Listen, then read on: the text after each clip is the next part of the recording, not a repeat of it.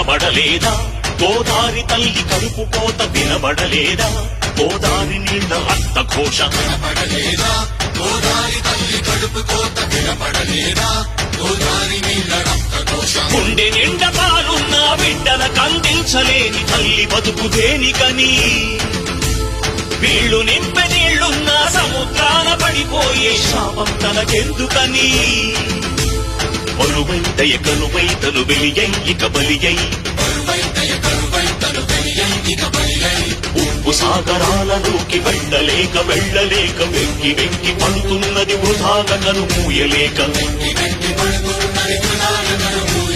ఆ అలల అలజడి ఆ తడియాలని కంట తడి